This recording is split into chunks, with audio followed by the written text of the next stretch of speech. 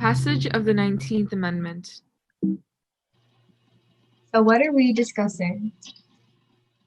Well, we're discussing women's rights. Ew, what are those? We're discussing this beautiful lady, Miss Paul, and we're discussing like the women's rights movement and the 19th Amendment, of course. What is the 19th Amendment? This amendment allows every citizen of the United States to vote regardless of their sex. It was passed by Congress on June 4th, 1919, and ratified on August 18th, 1920, which ended almost a century worth of protesting. This amendment gave women a right known as women's suffrage.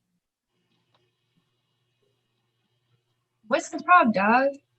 What's the problem during the late 19th to early 20th century? Well, the problem was inequality between the sexes, meaning women can't vote, and that they're considered inferior to men. But my problem being that women couldn't vote. But who cares, right? Well, apparently women cared. Women were treated inferior all the time. They weren't allowed to vote. They were believed to be intellectually and physically inferior. They were seen almost as children in a sense that they needed to be taken care of and helped. This type of mentality led a 33 suffragists from the National Women's Party being arrested and beaten with clubs and tortured by the guards at the Oakland workhouse. Women's rights, are they important? Yes, something Alice Paul probably said. This is important because equality, period. Okay, but for real, this is important because na na na na na na na na. As Alice Paul would say, there will never be a new world order until women are part of it. But what does that mean?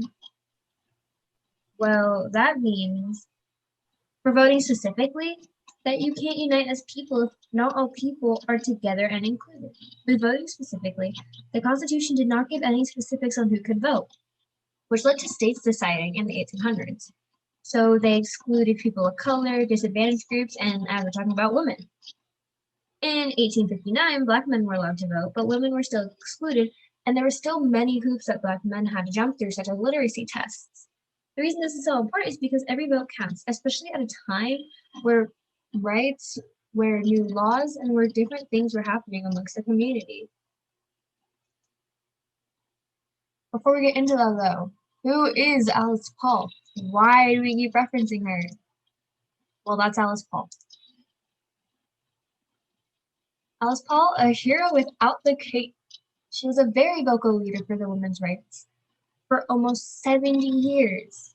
Wow, that's a lot of years. She was affiliated with the Quaker tradition of public service and the promotion of gender equality. She also teamed up with London under NAWSA, which is the National Women's Suffrage Association. That group actually held the largest parade ever in Washington to coincide with President Woodrow Wilson's integration. 500,000 watched, and people harassed people who were the women who were marching and enemy supporters. In 1917, they became the first protesters to picket the White House and spent 18 months there, displaying banners asking, "Mr. President, how long must we wait for liberty?" Prison! Well, Paul, like the hoodlum she is, was arrested in October 1917. She spent 7 months in jail, and while she was there, she was force-fed raw eggs through a feeding tube and was assigned solitary confinement and psychiatric ward multiple times for starving herself. Lucy has been arrested 6 times and sometimes even served months in prison. Hey. Oh wait, scratch that. Really listen. Well, crowds got really mad. Like, people started to become infuriated with the treatment. The second founder of the NWP, Lucy Burns. She was an American suffragist and a women's rights advocate alongside Alice. She was a passionate activist in not only the United States but also in the United Kingdom.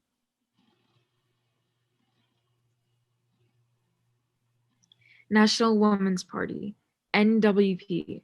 The NWP was founded on June 5, 1916 by Alice Paul and Lucy Burns in Washington, D.C. It was an American women's political organization which fought for women's suffrage. After the 19th Amendment was passed, the National Women's Party continued to fight for other issues which were about equal rights. Tactics and strategies. One strategy was lobbying and petitioning. There was a petition in 1893 about women's suffrage, which led to giving women the right to vote in the 1893 general election. Another strategy was parading, like the Women's Suffrage Parade in 1913. And the last is starving. Students led the public opinion to be in favor of the movement, and, with President Wilson's support, Congress ratified the 19th Amendment to the U.S. Constitution on August 26, 1920. Woo! Hooray! Ah! Fireworks! Fireworks! I can't edit those in, sorry. The end. Except, yeah. Just a little side fact. Not all women actually were protected under the 19th Amendment. Colored women were still, not included. It took a while for every woman to be included, but yeah. So, woo! Yay!